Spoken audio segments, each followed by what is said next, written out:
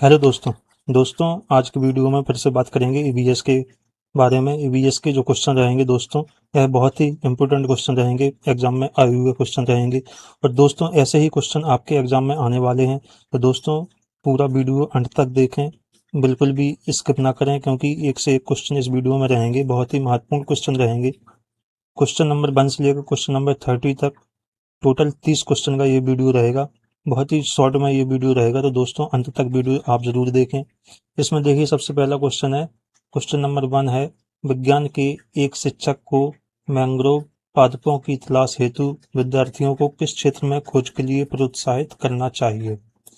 तो दोस्तों इसमें देखिए ऑप्शन नंबर ए है मरुद्भिद क्षेत्र में, ऑप्शन नंबर बी है गर्म व आर्द्र क्षेत्र में, ऑप्शन नंबर सी है लवणोद्भिद दलदल में, ऑप्शन नंबर डी है शीत क्षेत्र में। तो दोस्तों इसका जो करेक्ट आंसर होगा, दोस्तों इसका आंसर होगा ऑप्शन नंबर सी, लवणोद्भिद दलदल में। अब देखिए इसकी व्याख्या, देखिए दोस्तों यहाँ पर व्याख्या में है, मैंग्रोव मैंग्रोव वन अधिकतर लवण युक्त दलदली क्षेत्र में पाए जाते हैं। कहाँ पाए जाते हैं दोस्तों? दलदली क्षेत्र में पाए जाते हैं। अतः शिक्षकों को चाहिए कि वह छात्रों को मैंग्रोव पादप की खोज के लिए इन्हें दलदल वाले क्षेत्रों के पास भेजें। तो दोस्तों इसका करेक्ट आंसर हो जाएगा ऑप्शन नंबर सी। अब अगला क्वेश्चन है, क्वेश्चन नंबर 2 यहाँ पर, एक गिलास पानी में चुटकी भर नमक घोल दिया जाए तो जल का स्तर क्या होगा? जल का स्तर बढ़ जाएगा या घट जाएगा या फिर एक समान रहेगा और या फिर इनमें से कोई नहीं। तो दोस्तों इसका करेक्ट आंसर होगा ऑप्शन नंबर सी, एक समान रहेगा, एक समान रहेगा। अब इसका देखिए उल्लेख, देखिए यहाँ पर पानी में नमक घोलने के बाद उसका घनत्व तो बढ़ जाएगा, किंतु आयतन ज्यों का त्यों रहेगा। देखिए दोस्तों पानी में जब आप नमक घोलेंगे तो इसकी डेंसिटी तो बढ़ जाएगी, लेकिन उसका आयतन जो है वो कांस्टेंट रहेगा, क्योंकि पानी की अपेक्षा नमक की मात्रा नगण्य है। अतः जल स्तर में कोई परिवर्तन नहीं आएगा। दोस्तों इसका आंसर हो गया, कोई परिवर्तन नहीं आएगा इसमें। अगला क्वेश्चन देखिए यहाँ पर, क्वेश्चन नंबर 3 है, आपका हृदय एक दिन में लगभग कितनी बार धड़कता है? 25,000 बार, 50,000 बार, 1,25,000 बार या फिर 1,00,000 बार।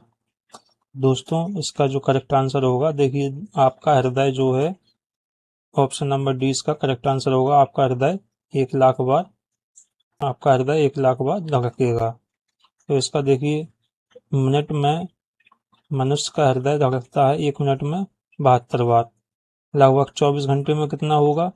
24 इंटू 24 घंटे में 1 घंटे में 60 मिनट होते हैं, तो 24 इंटू 60 करेंगे और इंटू 72, तो लगभग ये जाएगा 1,03,680।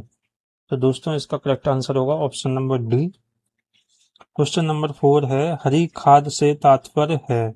हरी खाद से क्या तात्पर्य है दोस्तों? ऑप्शन नंबर ए है फसलों में कृमि नाशक डालना, लेग्यूमिनस पौधों की हरी फसल उगाना, मिट्टी में अपघटित कार्बनिक पदार्थ मिलाना, या फिर ऑप्शन नंबर डी है फसलों में ताजा बने पेस्टिसाइड डालना।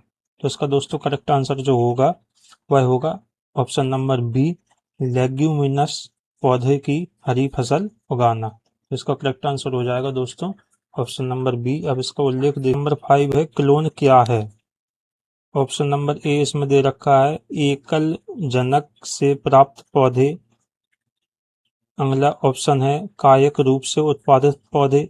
अगला ऑप्शन है आनुवांशिक रूप से जनक पौधे के समान, और ऑप्शन नंबर डी है उपरोक्त सभी।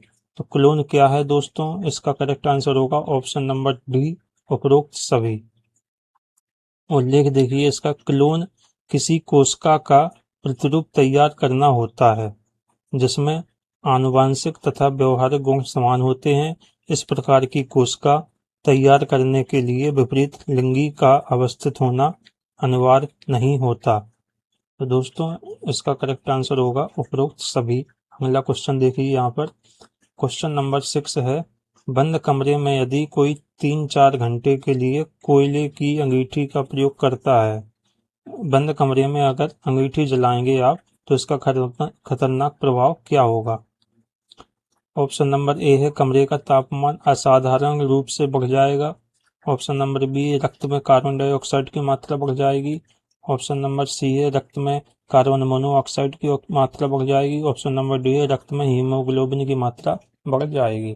तो दोस्तों इसका करेक्ट आंसर जो होगा रक्त में कार्बन मोनोऑक्साइड की मात्रा बढ़ जाएगी। Option number C is the right answer. दोस्तों उल्लेख देखिए यहाँ पर, कोयले की अंगीठी से कार्बन मोनोऑक्साइड का उत्सर्जन होता है। बंद कमरे में कोयले की अंगीठी जलाने पर कमरे में कार्बन मोनोऑक्साइड की मात्रा बढ़ने पर शरीर के रक्त में भी कार्बन मोनोऑक्साइड की मात्रा बढ़ जाती है तथा ऑक्सीजन की कमी होती है। इस वजह से व्यक्ति की मृत्यु भी हो जाती है। दोस्तों अगला क्वेश्चन देखिए, क्वेश्चन नंबर 7 है कुनैन नामक दवाई प्राप्त होती है। किससे प्राप्त होती है कुनैन नामक दवाई? पहला ऑप्शन है नीलगिरी के पौधे से। अगला ऑप्शन है सिनकोना के पौधे से। ऑप्शन नंबर सी है जली पौधे से। ऑप्शन नंबर डी है एकोनाइट के पौधे में। दोस्तों इसका करेक्ट आंसर होगा, क्वेश्चन नंबर 7 का करेक्ट आंसर होगा ऑप्शन नंबर बी, सिनकोना के पौधे से। कुनैन नामक दवाई सिनकोना वृक्ष के छाल से प्राप्त की जाती है। यह दवा जरनाशक के रूप में प्रयोग होता है इसका। दोस्तों अगला क्वेश्चन देखिए, क्वेश्चन नंबर 8 है प्रक्रिया जिसके द्वारा पौधे प्रजनन करते हैं कहलाती है। वह प्रक्रिया जिसके द्वारा पौधे प्रजनन करते हैं वह कौन सी प्रक्रिया कहलाती है यहाँ पर दोस्तों? ऑप्शन नंबर ए है प्रकाश संश्लेषण। ऑप्शन नंबर डी है बाष्पीकरण। ऑप्शन नंबर सी है संघनन और ऑप्शन नंबर डी है परागण। तो प्रजनन जो होता है दोस्तों पौधों में, उसका करेक्ट आंसर होगा ऑप्शन नंबर डी, परागण। ऑप्शन नंबर डी इसका करेक्ट आंसर। परागण क्रिया के द्वारा पौधों में प्रजनन क्रिया संपन्न होती है। परागण विभिन्न माध्यमों जल, वायु, जीव तथा जंतुओं से होती है। दोस्तों अगला क्वेश्चन देखिए, क्वेश्चन नंबर 9 है यहाँ पर, फ़ारेनहाइट पैमाने पर पानी का क्वथनांक होता है। फ़ारेनहाइट पैमाने पर पानी का क्वथनांक कितना होता है दोस्तों? ऑप्शन नंबर ए है 100। ऑप्शन नंबर बी है 212। ऑप्शन नंबर सी है 80। ऑप्शन नंबर डी है 32। तो इसका करेक्ट आंसर होगा दोस्तों option number B, 212। Question number 10 है यहाँ पर, शून्य घर्षण बल वाले सतह पर चलना अपेक्षाकृत है कैसा है? आसान है या असंभव है या मुश्किल है या इनमें से कोई नहीं? तो इसका करेक्ट आंसर होगा दोस्तों असंभव है। Option number B is the correct answer, क्योंकि जहां फ्रिक्शन नहीं होगा तो वहां पर कुछ भी करना असंभव होगा। क्वेश्चन नंबर 11 है दोस्तों, कुत्ता मछली का आवास है। कुत्ता मछली जो होती है उसका आवास क्या है दोस्तों? यहाँ पर नदी में होती है, झील में होती है, तालाब में होती है या फिर समुद्र में होती है? तो इसका करेक्ट आंसर होगा दोस्तों ऑप्शन नंबर डी, समुद्र इज द राइट आंसर। कुत्ता मछली उल्लेख देखिए दोस्तों, यहाँ पर उल्लेख जो दे रखा है, कुत्ता मछली समुद्री शार्क, कौन सा? समुद्री शार्क परिवार से संबंधित है। वह मछली खारे पानी में पाई जाती है तथा इसका आवास समुद्र होता है। समुद्र का पानी खारा होता है और यह खारे पानी में पाई जाती है, इसलिए इसका आवास समुद्र है। तो दोस्तों अगला क्वेश्चन देखिए, क्वेश्चन नंबर 12 है, पदार्थ की किस अवस्था में अणुओं के मध्य की जो है, ये मिस्टेक है, ये होगा यहाँ पर दूरी होगा दोस्तों। पदार्थ की किस अवस्था में मध्य की दूरी न्यूनतम होती है? तो यहाँ दूर गलत टाइप हुआ है, ये दूरी है, दूरी न्यूनतम होती है किस अवस्था में? ऑप्शन नंबर ए है ठोस में। ऑप्शन नंबर बी है गैस में। ऑप्शन नंबर सी है द्रव में। ऑप्शन नंबर डी है प्लाज्मा में। तो दोस्तों इसका आंसर होगा, करेक्ट आंसर होगा ऑप्शन नंबर ए, ठोस में। पदार्थों में अणुओं के मध्य दूरी के आधार पर पदार्थों की अवस्था का निर्धारण किया जाता है। अणुओं के मध्य बढ़ती हुई दूरी के क्रम में पदार्थों की अवस्था ठोस, द्रव और फिर गैस। तो दोस्तों अगला क्वेश्चन देखिए, क्वेश्चन नंबर 13 है, गुरुत्वाकर्षण बल की अनुपस्थिति में वस्तु का भार निम्न में से क्या होगा? गुरुत्वाकर्षण अगर नहीं होगा जहां पर, तो वहां पर वस्तु का भार कैसा होगा? भारहीन होगा, अपेक्षाकृत अल्प भार होगा, अपेक्षाकृत अत्यधिक भार होगा या इनमें से कोई नहीं? तो जहां गुरुत्वाकर्षण बल नहीं होगा वहां पर क्या होगा दोस्तों? भारहीन, नंबर ए, भारहीन। अगला क्वेश्चन देखिए, क्वेश्चन नंबर 14, दूध से दही का बनना है। कौन सी क्रिया है ये? भौतिक परिवर्तन है, तापीय है, या रासायनिक परिवर्तन है, या फिर नाभिकीय परिवर्तन है? तो दूध से दही बनना दोस्तों इसका करेक्ट आंसर होगा ऑप्शन नंबर सी, रासायनिक परिवर्तन। क्वेश्चन नंबर 15 है दोस्तों, डेंगू रोग का वाहक है एडिज मच्छर, घरेलू मक्खी, क्यूलेक्स मच्छर, एनाफिलीज मच्छर। तो इसका करेक्ट आंसर क्या होगा यहाँ पर? डेंगू रोग का वाहक कौन है? डेंगू रोग एडिज मादा मच्छर से होता है, तो इसका करेक्ट आंसर होगा ऑप्शन नंबर ए, एडिज मादा मच्छर। यह विषाणु जनित रोग है, यह वायरस के द्वारा होता है, और इसका करेक्ट आंसर होगा ऑप्शन नंबर ए। क्वेश्चन नंबर 16 है, मनुष्य के शरीर की जैव रासायनिक प्रयोगशाला है। ऑप्शन नंबर ए है आमाशय, ऑप्शन नंबर बी है आंत्र, ऑप्शन नंबर सी है यकृत, ऑप्शन नंबर डी है वृक्क। तो इसका करेक्ट आंसर होगा दोस्तों क्वेश्चन नंबर 16 का option number C is the right answer, यकृत। क्वेश्चन नंबर 17 है, जलीय जंतुओं में श्वसन होता है। जलीय जंतुओं में श्वसन किसके माध्यम से होता है दोस्तों? फेफड़ों द्वारा होता है, या वायु कोश के द्वारा होता है, या पुस्तक फेफड़े द्वारा होता है, या फिर गलभों द्वारा होता है? तो इसका करेक्ट आंसर दोस्तों क्या होगा? क्वेश्चन नंबर 17 का होगा ऑप्शन नंबर डी, जलीय जंतुओं में श्वसन होता है, जैसे मछलियों में गलभों द्वारा श्वसन होता है। तो दोस्तों इसका करेक्ट आंसर होगा ऑप्शन नंबर डी, जलीय जंतुओं में श्वसन गलभों द्वारा होता है, रेस्पिरेशन द्वारा होता है मछलियों में। क्वेश्चन नंबर 18 है, ओजोन परत की मोटाई नापने की इकाई है। ओजोन परत की मोटाई जो नापी जाती है वह किससे नापी जाती है? इकाई इसका क्या है? डेसिबल है, या डॉप्सन इकाई है, या पास्कल इकाई है, या फिर वेबर है? तो दोस्तों इसका करेक्ट आंसर होगा ओजोन परत की मोटाई नापने की इकाई डॉप्सन इकाई है, option number B is the right answer. Question number 18 है, चेरनोबिल दुर्घटना किससे संबंधित है? चेरनोबिल दुर्घटना जो हुई थी वह किससे संबंधित है? भूस्खलन से है, भूकंप से है, नाभिकीय दुर्घटना से है, या फिर अम्लीय वर्षा है? तो दोस्तों यह है इसका करेक्ट आंसर है ऑप्शन नंबर सी, नाभिकीय दुर्घटना।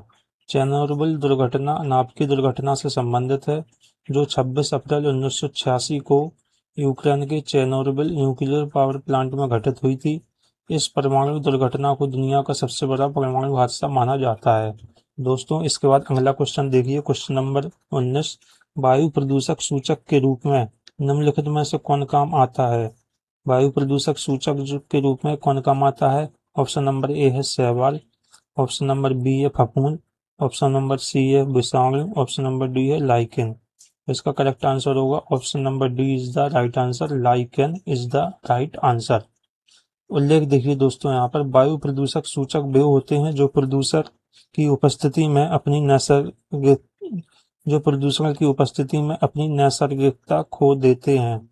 लाइकेन इसी प्रकार का वायु प्रदूषक सूचक है जो अम्लीय वर्षा के कारण नष्ट होने लगता है। अगला क्वेश्चन देखिए, क्वेश्चन नंबर 20, फसलों पर डीडीटी का छिड़काव किस प्रकार का प्रदूषण उत्पन्न करता है? ऑप्शन नंबर ए है वायु तथा मृदा, ऑप्शन नंबर बी है मृदा तथा जल, ऑप्शन नंबर सी है फसल तथा वायु, ऑप्शन नंबर डी है वायु तथा जल। तो इसका करेक्ट आंसर होगा दोस्तों ऑप्शन नंबर बी, मृदा तथा जल।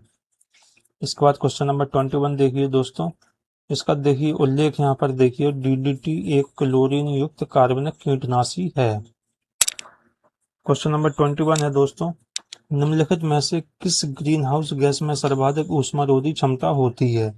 ऑप्शन नंबर ए है क्लोरोफ्लोरोकार्बन, ऑप्शन नंबर बी है मीथेन, ऑप्शन नंबर सी है carbon dioxide, option number D है नाइट्रस ऑक्साइड। तो ग्रीन हाउस गैस में सर्वाधिक ऊष्मारोधी क्षमता किस ग्रीन हाउस गैस में होती है? इसका करेक्ट आंसर होगा दोस्तों ऑप्शन नंबर ए, CFC, क्लोरोफ्लोरोकार्बन। उल्लेख देखिए यहाँ पर दोस्तों, ग्रीन हाउस गैस में सर्वाधिक ऊष्मारोधी क्षमता क्लोरोफ्लोरोकार्बन में होती है। क्लोरोफ्लोरोकार्बन सबसे हानिकारक गैस हाउस गैस है, जो कार्बन डाइऑक्साइड की तुलना में 1000 गुना ज्यादा हानिकारक है। हरित ग्रीन हाउस गैस में कार्बन डाइऑक्साइड सबसे प्रमुख गैस है। तो दोस्तों इसके बाद अगला क्वेश्चन देखिए, क्वेश्चन नंबर 22 है, वायु प्रदूषण सूचक के रूप में निम्नलिखित क्वेश्चन नंबर 22 है, वायु प्रदूषण सूचक के रूप में निम्नलिखित में से कौन काम आता है? तो वायु प्रदूषक सूचक के रूप में कौन काम आता है? शैवाल आता है, फफूंद आता है, विषाणु आता है या फिर लाइकन आता है। तो इसका करेक्ट आंसर होगा दोस्तों ऑप्शन नंबर डी, लाइकन। इसके बाद दोस्तों अगला क्वेश्चन है, समताप मंडल में पराबैंगनी विकिरण को किसके द्वारा अवशोषित किया जाता है? ऑप्शन नंबर ए है sulphur dioxide, option number B है ऑक्सीजन, ऑप्शन नंबर सी है ओजोन, ऑप्शन नंबर डी है ऑर्गन। देखिए यहाँ पर दोस्तों समताप मंडल में जो अल्ट्रा वायलेट विकिरण को किसके द्वारा अवशोषित किया जाता है ये पूछा है। तो इसका करेक्ट आंसर होगा दोस्तों ऑप्शन नंबर सी, ओजोन के द्वारा। अब इसकी देखिए उल्लेख देखिए दोस्तों, पराबैंगनी विकिरण ओजोन परत द्वारा अवशोषित किया जाता है, यह समताप मंडल में अवस्थित होती है। यहाँ पर एग्जाम में ये भी क्वेश्चन यहाँ पर बनता है कि ओजोन परत किस मंडल में बनती है और आपको ऑप्शन दे देंगे, तो इसमें याद रखने वाली बात है ओजोन परत समताप मंडल में अवस्थित है। इसके बाद क्वेश्चन नंबर 24 है, ऊर्जा का अप्रदूषकी स्रोत है? नाभिकीय ऊर्जा, पेट्रोल, सौर ऊर्जा और डीजल। तो इसका करेक्ट आंसर होगा दोस्तों ऑप्शन नंबर सी, सौर ऊर्जा। उल्लेख देखिए यहाँ पर दोस्तों, ऊर्जा का अप्रदूषकी स्रोत सौर ऊर्जा है। सूर्य की किरणों से किसी प्रकार का प्रदूषण नहीं होता है। सौर ऊर्जा एक प्रकार की गैर परंपरागत नवीनीकरण ऊर्जा होती है। इस ऊर्जा का उपयोग खाना बनाने जैसे कि सोलर कुकर, पानी गर्म करने में, प्रकाश उत्पन्न करने में और बिजली बनाने में किया जाता है। दोस्तों क्वेश्चन नंबर 25 है, अम्लीय वर्षा से ऐतिहासिक इमारतों तथा मूर्तियों का क्षरण होना कहलाता है।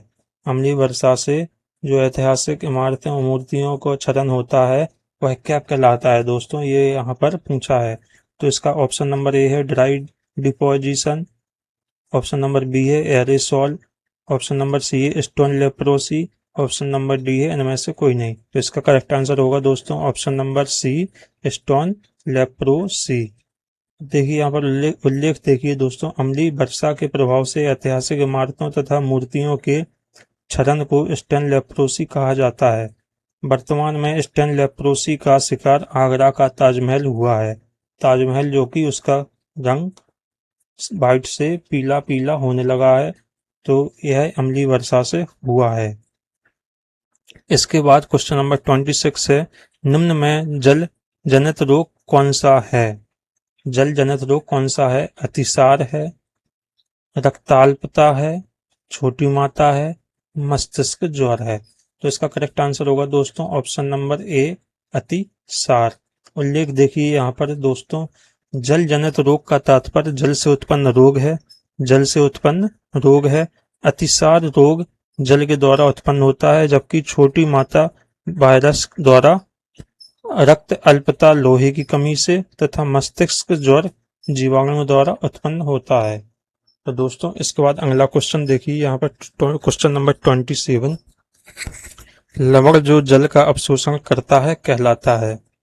ऑप्शन नंबर ए है हाइग्रोस्कोपिक लवण, ऑप्शन नंबर बी है एनहाइड्रस लवण, ऑप्शन नंबर सी है हाइड्रोफिलिक लवण, ऑप्शन नंबर डी है हाइड्रोफोबिक लवण। तो इसका करेक्ट आंसर होगा दोस्तों ऑप्शन नंबर ए, हाइग्रोस्कोपिक लवण।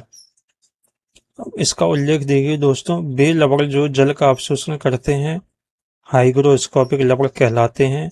हाइग्रोस्कोपिक लवण अपने आसपास के जलीय अणुओं को अवशोषित कर लेते हैं। क्वेश्चन नंबर 28 है दोस्तों, प्रकाश संश्लेषण संपादित होता है? प्रकाश संश्लेषण संपादित किसमें होता है? सभी पौधों द्वारा होता है, सभी जंतुओं एवं पौधों द्वारा होता है, सभी हरे पौधों द्वारा होता है, या फिर ऑप्शन नंबर डी है वायरसों द्वारा। तो इसका करेक्ट आंसर होगा दोस्तों ऑप्शन नंबर सी, सभी हरे पौधों द्वारा।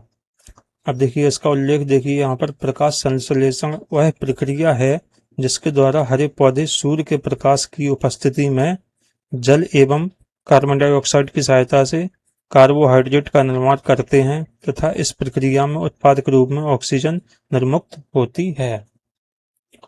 तो दोस्तों अगला क्वेश्चन है क्वेश्चन नंबर 29, प्रकाश संश्लेषण की क्रिया में हरे पौधे द्वारा बाहर निकलने वाली गैस है? ऑप्शन नंबर ए है carbon dioxide, option number B है नाइट्रोजन, ऑप्शन नंबर सी है ऑक्सीजन, ऑप्शन नंबर डी है उपरोक्त में से कोई नहीं। तो इसका करेक्ट आंसर होगा दोस्तों ऑप्शन नंबर सी, ऑक्सीजन। प्रकाश संश्लेषण की क्रिया सूर्य के प्रकाश में होती है। इस क्रिया के तहत पौधे अपना भोजन बनाते हैं और कार्बन डाइऑक्साइड गैस को ग्रहण करते हैं तथा ऑक्सीजन गैस बाहर निकालते हैं। तो दोस्तों, आज का क्वेश्चन नंबर 30 जो कि आज की क्लास का लास्ट क्वेश्चन है। तो क्वेश्चन नंबर 30 आपकी स्क्रीन पर दोस्तों ये रहा। निम्न में से प्रक्रियाओं का कौन सा युग्म पौधों को जंतुओं से अलग करता है? ऑप्शन नंबर ए है श्वसन तथा प्रजनन, ऑप्शन नंबर बी है माइटोकॉन्ड्रिया तथा सेंट्रोसोम, ऑप्शन नंबर सी है क्रोलोफोर तथा रसधानी, ऑप्शन नंबर डी है केंद्रक तथा कोशिका कला। तो ये जो प्रक्रिया हैं, इन प्रक्रियाओं में से पौधों को जंतुओं से कौन सी प्रक्रिया अलग करती है, ये आपसे पूछा है। तो इसका करेक्ट आंसर होगा दोस्तों ऑप्शन नंबर सी क्लोरोफिल तथा रसधानी। अब यहाँ क्लोरोफिल तथा रसधानी पौधों में पाई जाती हैं, यह जंतु कोशिका में नहीं पाई जाती हैं। तो दोस्तों, आज की क्लास में ये 300 क्वेश्चन रहे। बहुत ही इंपॉर्टेंट क्वेश्चन है, परीक्षा में आए हुए क्वेश्चन है और ऐसे ही परीक्षा में आने वाले हैं क्वेश्चन। तो दोस्तों, आपको क्लास अच्छी लगी हो तो ज़्यादा से ज़्यादा लोगों को शेयर करें, वीडियो को लाइक करें, चैनल को सब्सक्राइब करें। आपको वीडियो देखने के लिए बहुत बहुत धन्यवाद दोस्तों। अब मिलते हैं नेक्स्ट वीडियो में। जय हिंद दोस्तों।